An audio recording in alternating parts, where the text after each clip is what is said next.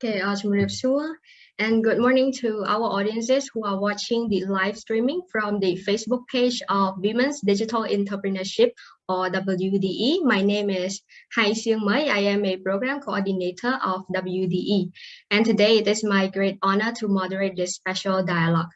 I would like to inform our audiences that WDE is a program which is co-organized by 3 institutions. Momentum is a diverse and private community where entrepreneurs start and grow their businesses. Momentum Network has existed in over 45 countries in 5 continents. HubSpot Foundation is a organization which is founded with a mission to equip young women in Southeast Asia with education, leadership skill, and supportive network.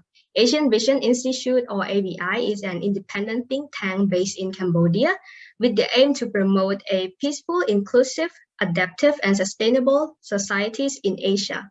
Our dialogue is also sponsored by Khmer Enterprise, which is an implementation unit with a vision to become a national platform in promoting entrepreneurship activities in Cambodia.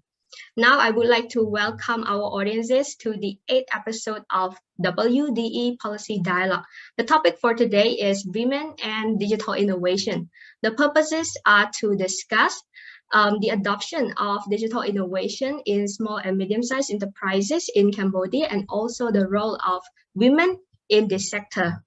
And today we have very distinguished guest speakers. We are very pleased to have with us 2 amazing female guest speakers who are expert and experienced in digital innovation.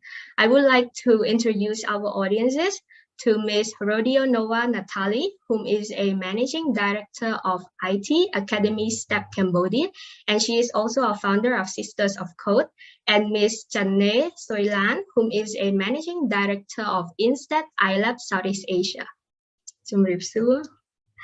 And thank you so much for joining us today. And to begin our discussion, I would like to start with Ms. Channé first. I would like you to briefly explain to our audiences what do we mean by the term digital innovation. We have heard a lot about it, but what is it exactly? And may you also provide some examples of how it is adopted in general sector or specifically in business and SME sectors in the country? Thank you.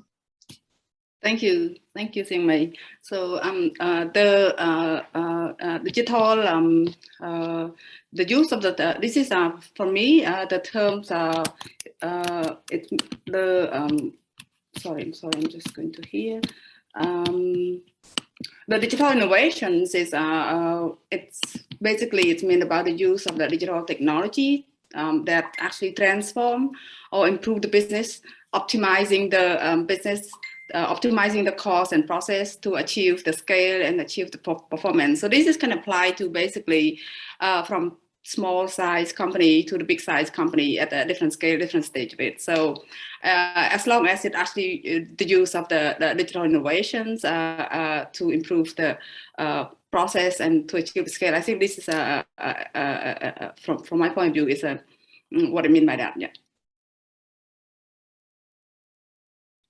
Thank you so much, Ms. Channé. So currently, like, what are some adoptions of digital innovation in the society in general sector?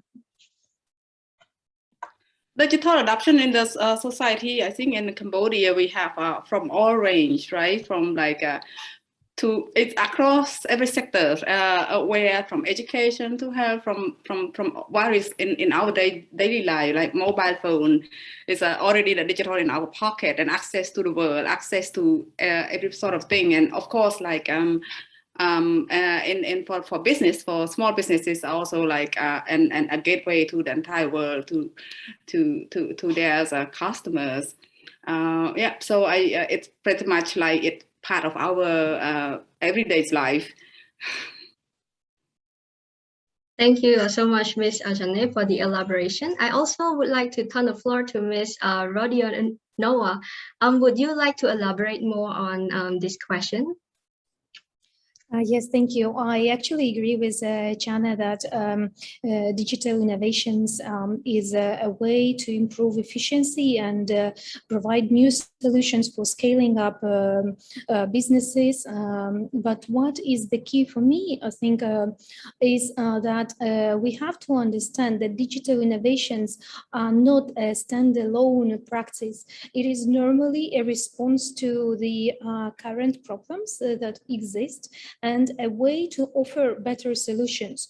I think it's sometimes it's inventing something new, sometimes it's improving existing methods and introducing innovative ways for solving those.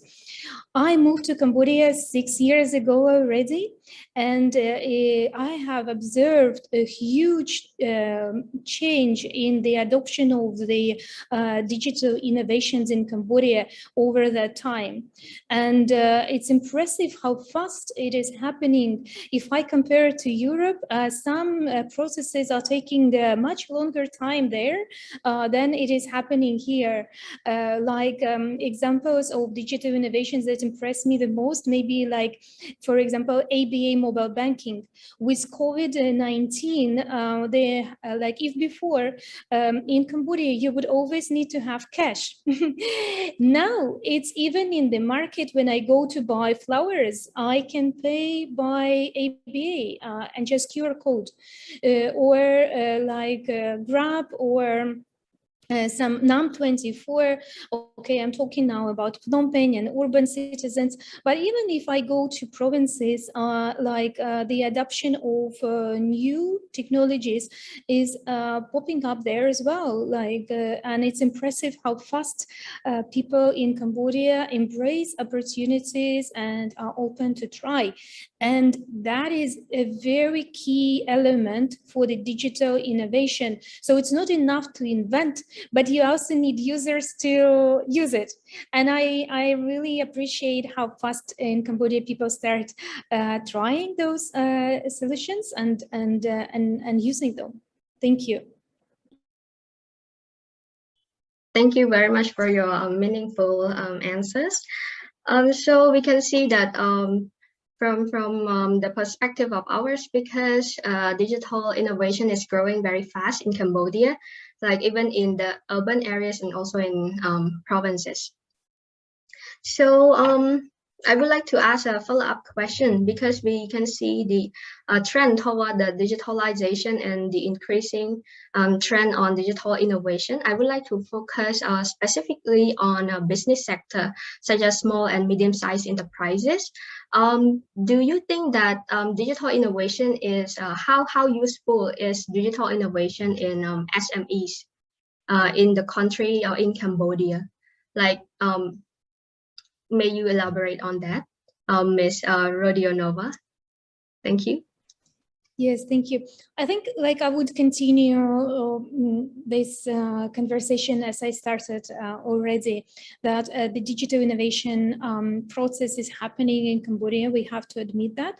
And those companies that can apply those tools and are ready to invest their time, their money, their efforts, definitely would win.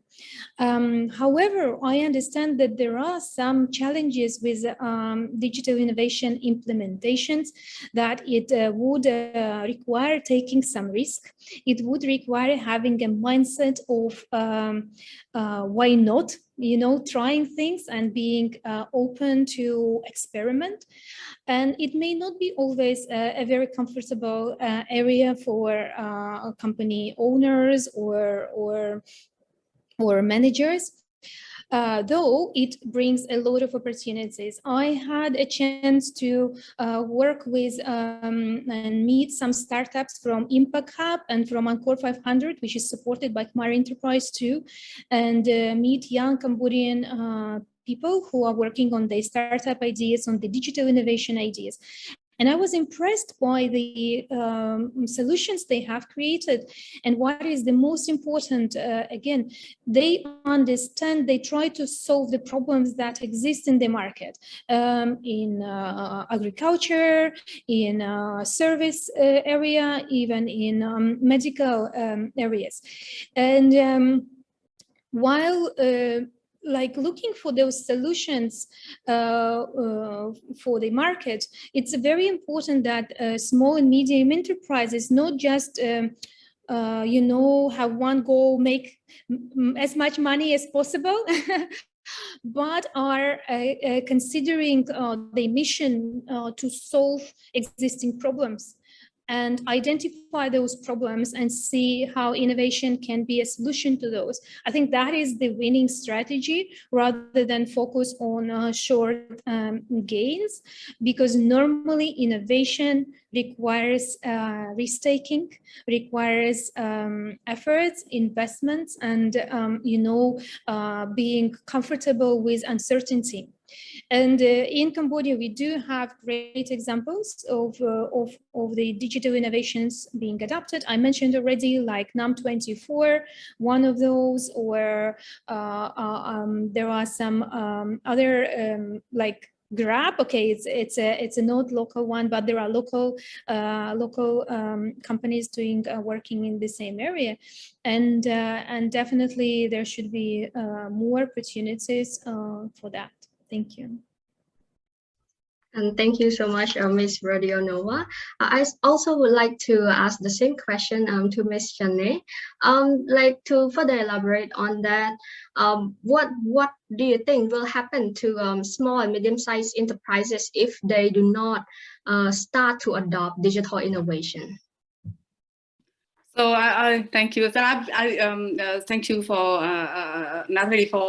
Nataly for introducing, providing actually the into the status of like the digital development in Cambodia, the innovation growth in the business sector in Cambodia, small business and so on. I would zoom back perhaps a little bit into what is like we're looking at the backbone of every business on a digital world nowadays is about the connectivity, right?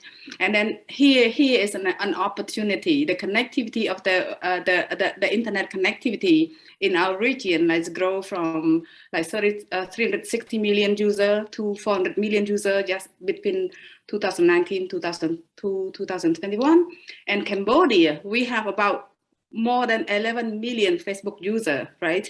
So this is really something that is a window to the world and for the business to connect online. And for small business in Cambodia, when we talk about the 11 million Facebook users, many of the small business and many of the users in Cambodia, their internet is Facebook. Many of them don't even use email. This is like the gateway to business to the world, and we see this already during the COVID. And Nataly has been also introduced a bit of that as well during the COVID. Through our work as well, like with the MSME, with some of the partners in providing the digital skill development. So we can say that the MSME in Cambodia have grabbed this opportunity, you know, the connectivity of some of the supporting ecosystem of the business to business, for example, like the delivery, you know, like the delivery companies, and then of course like the banking system that's in place that allow actually the small business, never like before, that the small business can just actually go expand their sale onto online on Facebook, and then with all this existing ecosystem in place, like the delivery and the cash, not by cash anymore, by online, like by ABA bank transfers and so on. So this is really something that is very exciting to see, the development and the opportunity for small business. And I think this is just something as we can say that COVID is perhaps also trigger even a much better, how to say, the small business to think innovatively, to adapt, to use, to utilize the existing technology skill that, you know, or the technology ecosystem that is in place to expand their business. I think it is just a beginning. We are actually on to something big, I think, for the business in Cambodia. Yeah.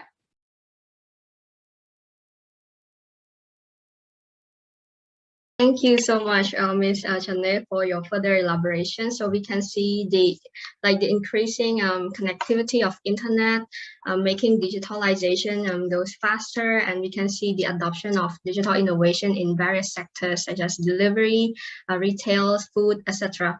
So I also would like to ask another question regarding the adoption of digital innovation. So we have talked a lot about what the private sectors have adopted or done with the digital innovation. So since you are experienced in this sector, do you think the public sectors have contributed any initiative or support for the promoting digital innovation in Cambodia? And you may also elaborate on your institution. What have your institution done to enhance the digital innovation in our country? Please, Ms. RODIONOVA.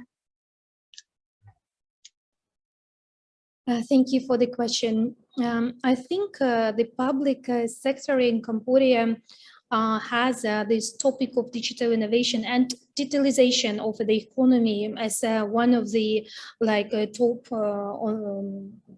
topics on the agenda, on the national agenda, which is definitely great. I've seen recently new digital economy development strategy up to 2030. I know that a lot of there are different governmental agencies that are being involved into creating the ecosystem that will help to develop and maybe enhance this digital development in Cambodia. As the examples of what kind of activities to promote, I can mention, for example, just this week there was ICT award final. So this is one of the ways how to spotlight those innovations that are contributing to the digitalization of Cambodia, where there was an amazing event before COVID, Digital Cambodia, which maybe will be resumed very soon, which brought together many companies and entities. And then also, for example, Barcamp, this is one of my favorite events in Cambodia that brings so many students and companies together and has a lot of workshops and possibilities to learn. So there are activities and things are happening, and I think that is absolutely amazing to see that public sector and private sector understand the value of partnership and supporting this development. And if we talk about IT Academy STEP Cambodia and our first female coding club, Sisters of Code, so kind of our contribution and our goal is to grow the talents, because we believe that no innovation can exist without skilled people.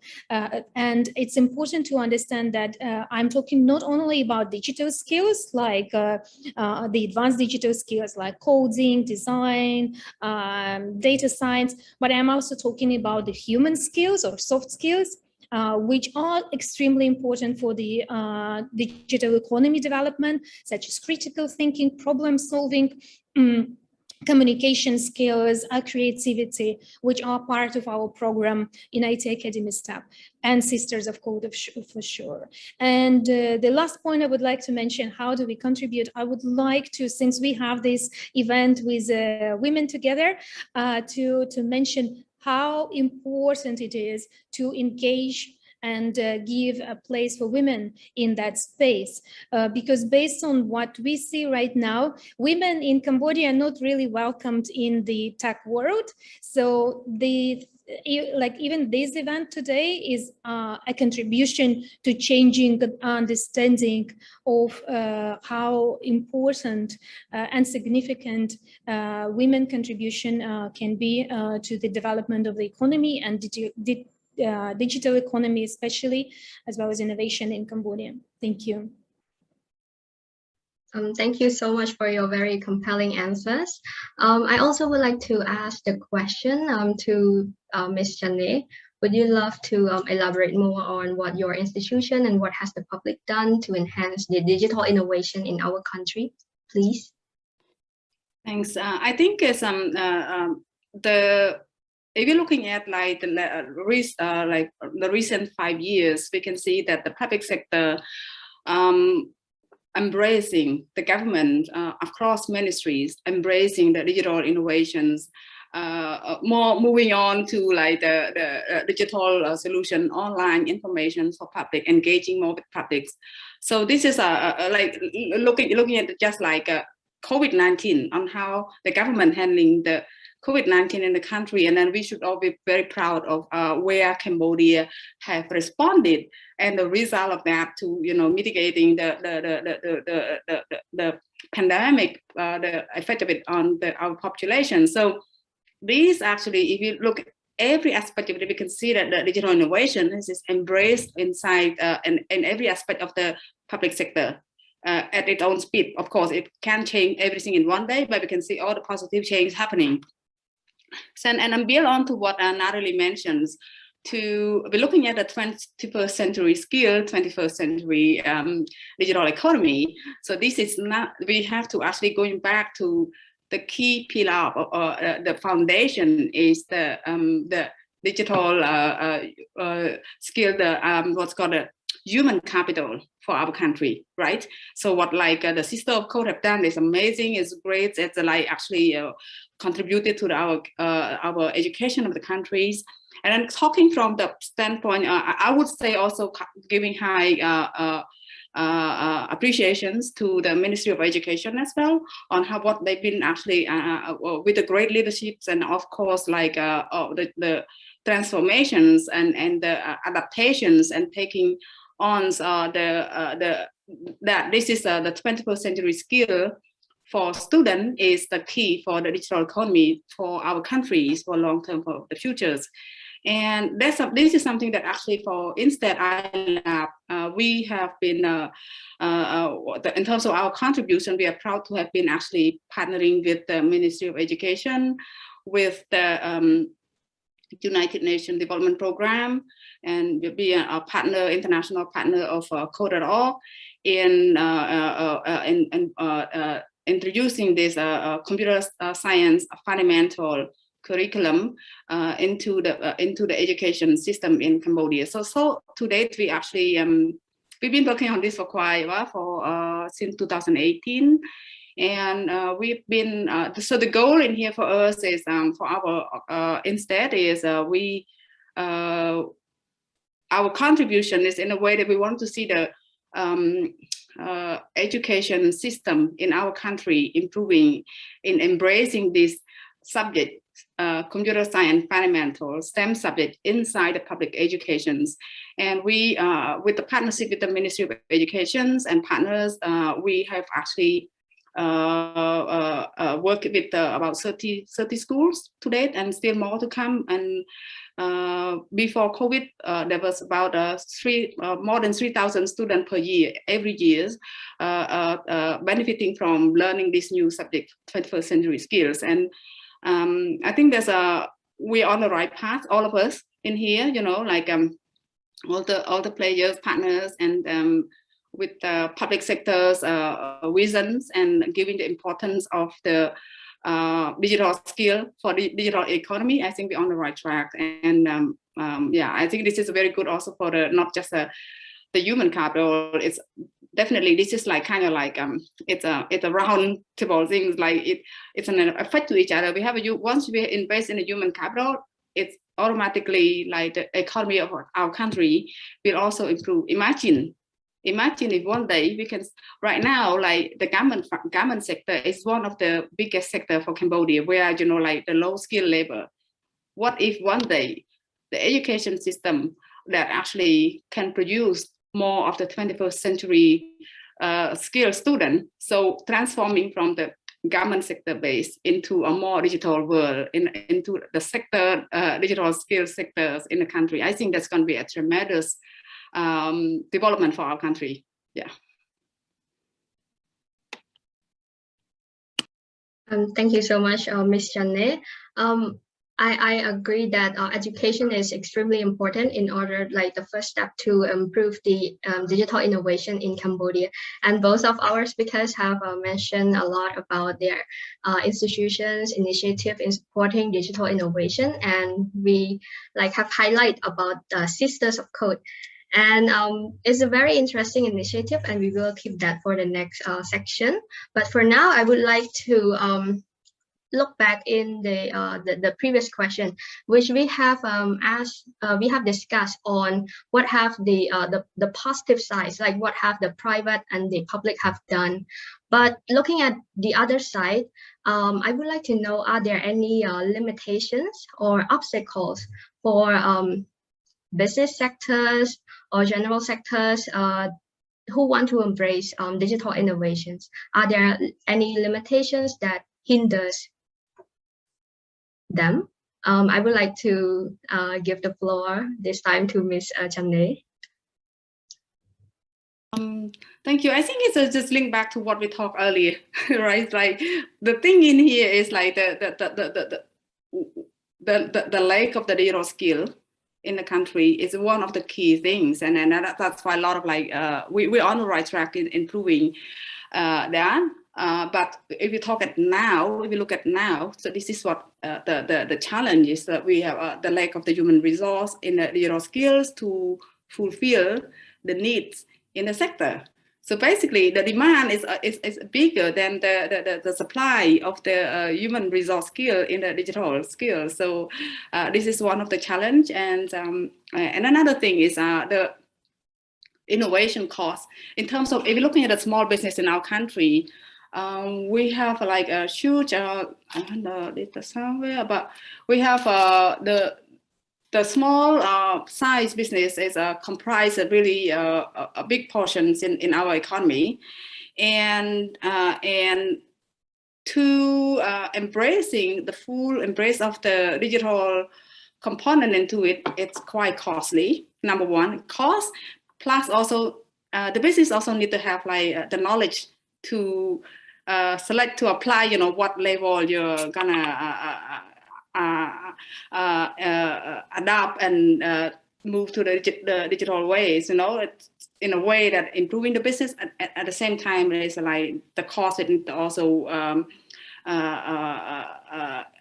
low cost and make it effectively for their business. So this is the cost part is for innovation is somehow it's a bit challenging in terms of small business. And I think the governments are the third component. We've seen this already, that the government and the ecosystem has been around, has been actually trying to support to improving it, but there's a gaps in there, definitely, you know. So I think that there's a more support from the government, and knowing that there's a gap that exists out there for small business. So how might we actually improving in strengthening the public system or the government support to enhance to allow small business to grow, to embrace digital innovation. Of course, like it's not a one-day work. We're all on this together, you know. Yeah. Thank you so much. How about Ms. RODIONOVA? Would you like to add more on this? Yes, I think definitely I do agree with Channé on all the points she has mentioned. And like my observation working in the field of education and digital skills development, I think we have to define several levels of digital skills. Okay, so there is a basic digital literacy that should be available and covered by everyone, like how to set up an email, how to use digital tools, and how to search internet and so on. So basic digital literacy skills, how to use Word, how to use Excel, and so on. Then the second is middle level, how to be more proficient in doing office work or working in manufacturing, operating machines, robots, and so on. on. Yes, and then there is like advanced level. These are the software developers. These are the data scientists and analysts who have already higher level of the skills and can work on more complex solutions.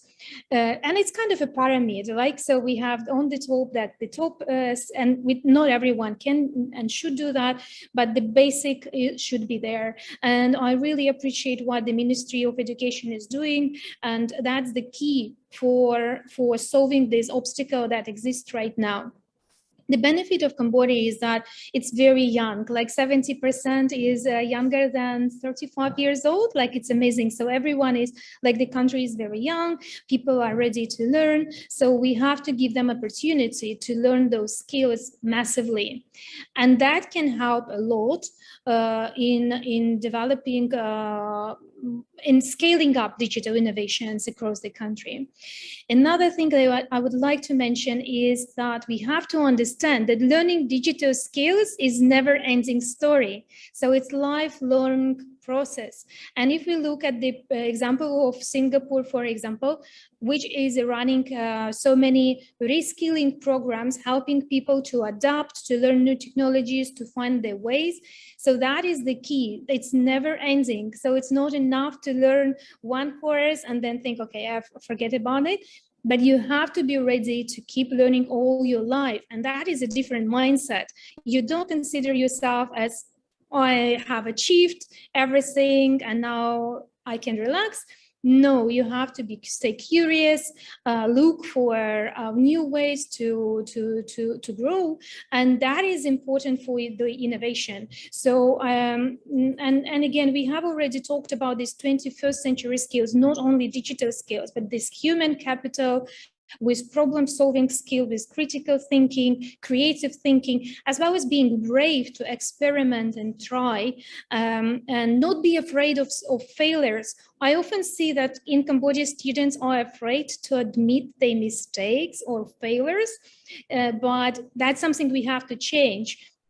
It's okay to experiment. It's okay not to succeed at once, but more you try, more you learn. So that is something that I think, so basically my conclusion is the main obstacle for the digital innovation in Cambodia is the mindset, as well as adoption and availability of digital skill set. Totally agree with Channé, and I am very happy to see how much Cambodian government and responsible education, responsible institutions like the Ministry of Education are doing to support this change. Thank you. Thank you so much. Your answers from both of our speakers are very remarkable, and give like very elaborating answers on this question. So I would like to turn the discussion into another side, which we focus on women. So at first, we already talked about the general things about digital innovation, and now we would like to know the role of women in digital innovation in Cambodia. So for this, I would like to ask, what do you think are the role of women in contributing to digital innovation in Cambodia? Do you think that there are still any gender gap that exists, and what are the cause of it if it has? I would like to give the floor to Ms. Channé. Thanks. I think it's the thing about this digital innovation sector, the biggest issue is, for me, well, not issue, maybe probably the number of women representing, in that sector is tiny fraction compared to men, and that is really, it affects so many things. It affects so many things on how we women can put the agenda on the table. In designing, it affects the design. It affects the design of the solution. It affects of many things. But I think in terms of the sector itself, one thing that comes about technology is unlike other sector. which I think in terms of the discrimination is lower than other sector from my point of view. You know, as a woman, Cambodian woman working in this sector, because of the demand of the technology skill, it's really high, and this is the sector that more of in terms of I would say in terms of a gender equality, it's more than other type of sector. And yeah, but the woman would be, I've seen we have Cambodia, you know, in many successful women running the technology business in the sectors and have transforming the life of people and contribute so much into the economics. And we do want, I think we need more of the women, more number of women. But this is not just look at here, like as from the children, from the young age to the adulthood to the career path in life. So we need to look at the stage of life in the years. Like if you wanted to increase more women in the digital innovation in the sector, then we need all looking back at how might we from the education part. What should be done differently? How might we improve to include more women, include more women interest in the subject, in the STEM science, right? And then increase also the programs that are more encourage and spotlight in women and inspiring more women in the sector and take part in that career. Yeah. So I think it's my key is I really. Think that women are really underrepresented in this sector, but it's not just only in Cambodia. Actually, if you look at the entire world, it is, yeah. Thank you so much, Ms. Channé. Actually, the example of successful women in digital innovation are our two female guest speakers here today with us. And so I also would like to ask Ms. RODIONOVA the same question. What do you think about the role of women in digital innovation? Yes, thank you for the question. I totally agree with Channé that this gender gap does not exist only in Cambodia. Just recently, I had a conversation and did some research, and for example, Facebook has only 25% of female employees in the development in IT-related jobs, so only 1/4. In Cambodia, though, I would say that the data that I've seen is that the ministry was doing some research. The latest one was that 10% of female students choose to study the field of technology. And then the problem is that even if they graduate, maybe 1/3 of them would continue working in the field because of the family commitment and some other things. So the number is quite small. At the same time, those women whom I met in Cambodia who work in the field of technology are outstanding, really inspiring, great examples of resilience, of commitment, of passion about technology. And that is the benefit of the country, having the best there in that field. But they have to face quite a lot of challenges. When we started Sisters of Code in 2019, we regularly run researches with our applicants. And what we found out that half of the girls are saying that they are not supported to study technology. So they have to face challenges families or friends would be not really understanding their choice. And that is quite hard for a teenager to make a choice that kind of goes against the community where they are. So changes should not be only, and this encouragement should not be only with the girls, but also with changing the whole society attitude towards the representation and the role of women in the digital economy, digital sector. So that is something that I really think we have to discuss more on the agenda level in our companies as well, in the businesses, to give and appreciate more engagement of women. And why is it important? Since the topic of today is digital innovation, and like I mentioned already, we've discussed that also in the beginning, that innovation is a way to solve problems. So if we don't have women at the table discussing those problems and working on the solutions, we kind of miss out 50% of the population, and then we may face challenges with finding the most efficient ways to do that. And I think, like, being a woman myself, I would say my best maybe benefit is that, like, naturally women have more empathy, more kind of willingness to support and engage, and that is extremely important for a growing economy, for developing economy, which growth is based on the partnership and cooperation rather than competition. So that is something that, like, the future for Cambodia is female. It's the only way for Cambodia to succeed. And I really know those women are who work here in this sector outstanding, and we should be proud of what they can achieve despite the challenges they may face. And this is why we have the Sisters of Code program, and Channé has mentioned that bringing to the spotlight the role models is the key. So this is something that we are trying to do, and we see that works when we bring speakers, female speakers working in the field and talking about their experience, about their way to build their careers and answering to the girls' questions. That helps a lot, and our students do appreciate that. They always confirm that it kind of gives them confidence they can do that.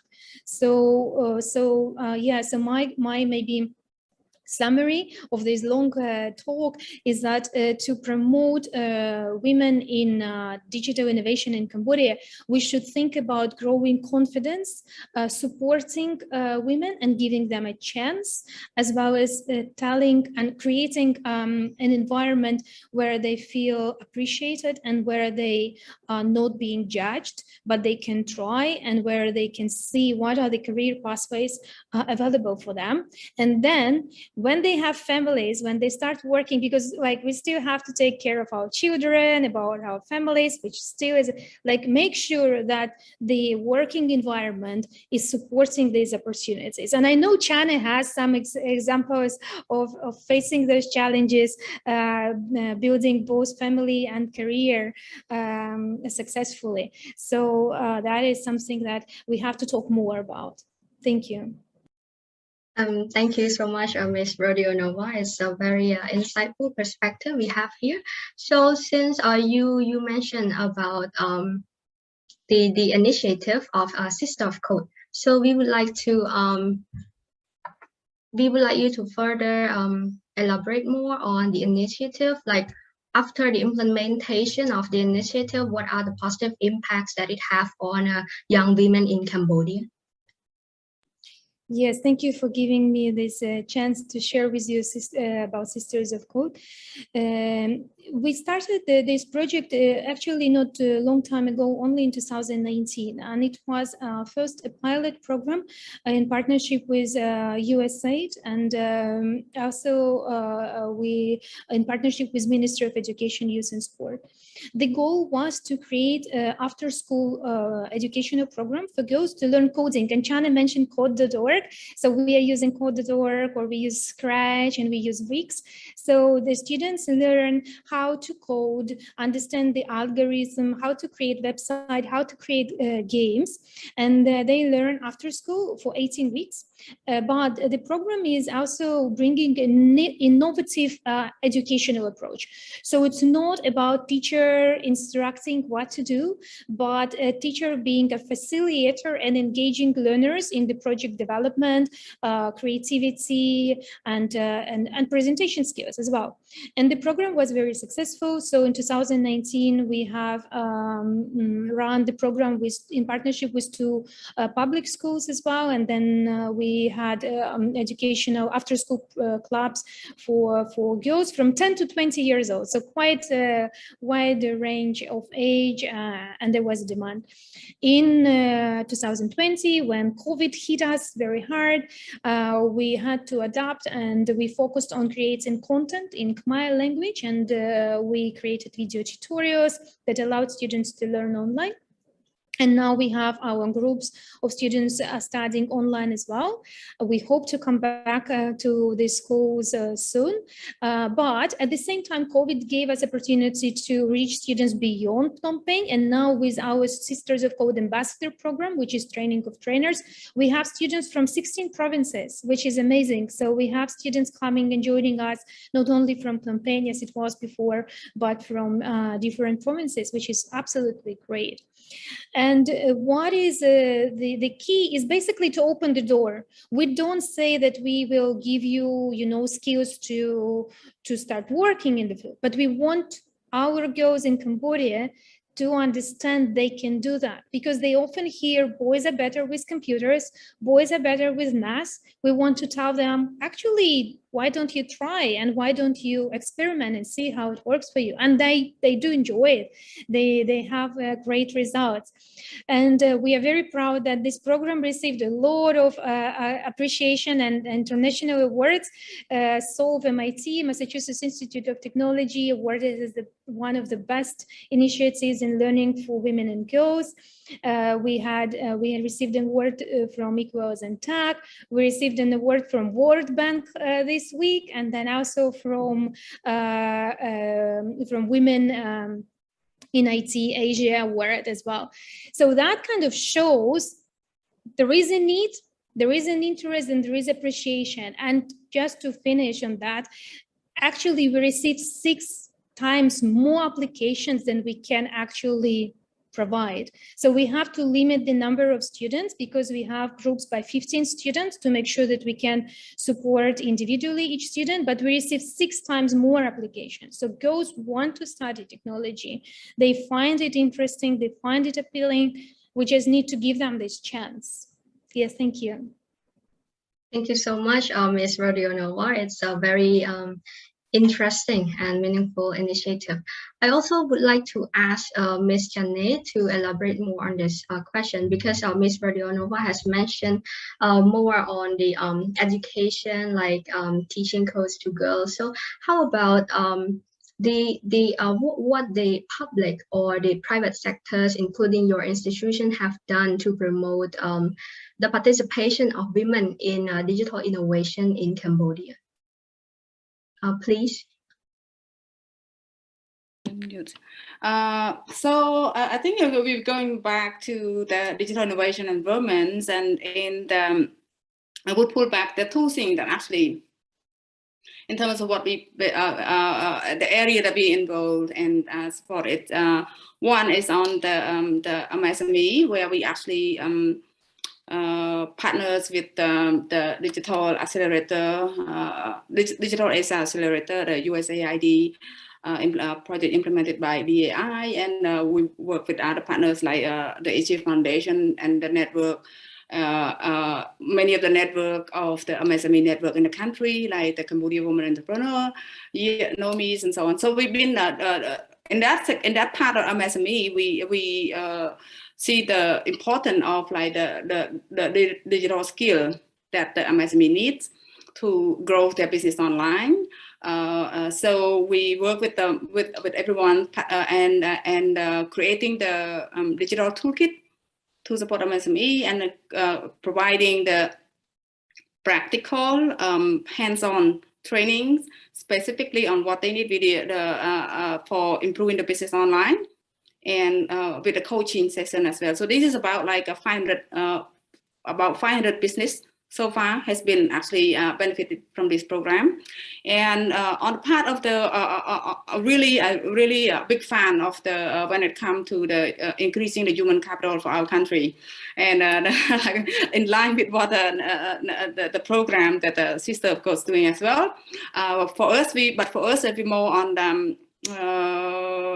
in a similar way, but we are looking in a way that strengthening the public education. So we actually adapting the curriculum from code.org with the fundamental computer science and problem solving and coding for the public schools. So this is we've been piloted this for school for the grade 7, between the grade 7 to grade 11. And before COVID, before the school closure, it was about 3,000 students per year, every year. It's because we do the capacity building to teacher and integrate the curriculum in the class teaching. So it's going by itself every year. So it's about 3,000 students per year before COVID. And this is will continue with the school resume. And at the same time, during the COVID, we also continue working with partners to and the ministry to integrate and delivering this training also to more high school in the country and to teacher training center. So there's more, there's as an our ongoing work, but to date it's about, I say about 30 schools that we have actually worked with them to train to the ICT teachers. And we really hope that we will can speed up this speed even more. And because once the public education embrace and including this inside their curriculum and teaching at school itself, and the teachers at school have the capacity to teach in class, I think we will change the education. We will have a big, tremendous change in terms of human resource development of the country because of the teaching in a classroom, including the subject. So that is the dream, and we very, very much fortunate that along the way we have been working with many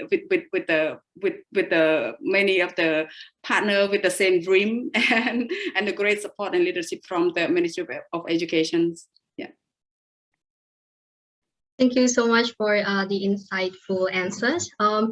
Because of the time limit, I would like to ask one last question to both of our speakers. So I would like to go first with Ms. Channé. Since we have been talking a lot about the involvement of women in digital innovation, what would be your last message, like for women entrepreneurs wishing to develop their innovative skills and abilities? What do you think, like, what are the strategies that they can apply? I think it's Cambodia. This is one thing I haven't said about early. I haven't speak about earlier. Is Cambodian people are very entrepreneurial. This is something that, so we're not just talking about like just business, because that attitude, it's really pushing us in trying and doing something new. And of course there's some resistance of the traditional culture, but it doesn't stop us. I think look at the change and everything, and look at the young people that take part in many of the program or initiative nowadays. So I think in terms of women, there are even much women in terms of the support for women. There's some like the ecosystem. There's a lot in place that I think, but it needs. I think if as a Cambodian woman, if you participate more into with those networks, for example, like Impact Hub, there's a Khmer Enterprise, right? So basically, whatever the network, look at the network in your region, in your sector, you know, and be part in the network, because when you're in the network, I mean, you can actually get more news opportunity on how to increase like your digital skill, networking, expand your business. Of course, I think there's a lot of program in Cambodia and supporting the woman entrepreneur. Actually, you probably need to be more of filtering, you know, what is important and what actually would work for you, what help you, not because time is money, right? And there's a lot of things out there, but I think that as a thing is be part of the network, join the network in your sector and your areas, and look for what would be benefit you. Yeah. Thank you so much. It is very comprehensive overview. So I also would like to hear from Ms. RODIONOVA on the same question, please. Yes, I totally support Channé, what she told. Absolutely right. There are opportunities and a network and ecosystem to support. So just get involved and try things and see what works for you. From my personal perspective, being a woman, I would say that having this mindset of being brave and trying things is important. That means that kind of discovering opportunities and focusing on finding new solutions is important, and that working with yourself, as well as having this lifelong learning pathway, accepting that we have to learn all our life, and finding those skills that you need the most and learn them and see how those work for you and try them in your business or in your work. And finally, what I would like to say that for what I would suggest is also look at your company culture. What kind of values do you share in your company? Is the company supporting innovations? Is the company supporting your employees to question things and suggest new solutions?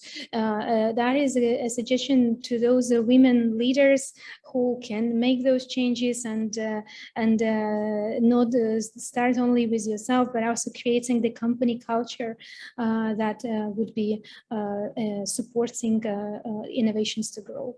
Thank you. Thank you so much, both of our speakers. So if you do not mind, maybe have another question from our audience, because yes, okay. So maybe you can spare a few thoughts on a question from Mr. Zane Everett. He asked us, when it comes to growing software-specific user groups in Cambodia, communities that are intended to be gender integrated, in your opinion, what are the best ways to increase the attention from female participants? So I would like to repeat the questions again. He said that he asked, when it comes to growing software-specific user groups in Cambodia, communities that are intended to be gender integrated, in your opinion, what are the best way to increase attention from female participants? Ms. Channé or Ms. RODIONOVA, you may go first. I can go first. I think I may have some suggestions for them. I think one of the ways is to partner with those existing communities where female participants are represented, and see how you can support and work together with those. And the second suggestion would be make sure that female participants understand the value of the activities, and also will see clearly how they can grow their career or grow their knowledge in that area.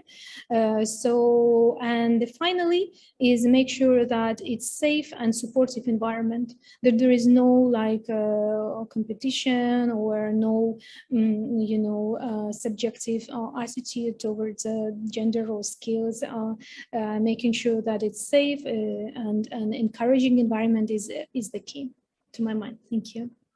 Thank you so much. How about Ms. Channé? Would you like to elaborate more on this, please? Well, I'm probably I don't know specifically what area you wanted to go to for the Zen, but I would go to the basis of the digital solutions. Get out there and talk to the target group that you wanted to be your end user. Whatever your service is, whatever either for the business or for the communities is, I'm a big fan of like be there, bring your design, and go to hear their thought. What is their pain point? If you don't understand their pain point, and then you don't know what to improve, what to solve for them.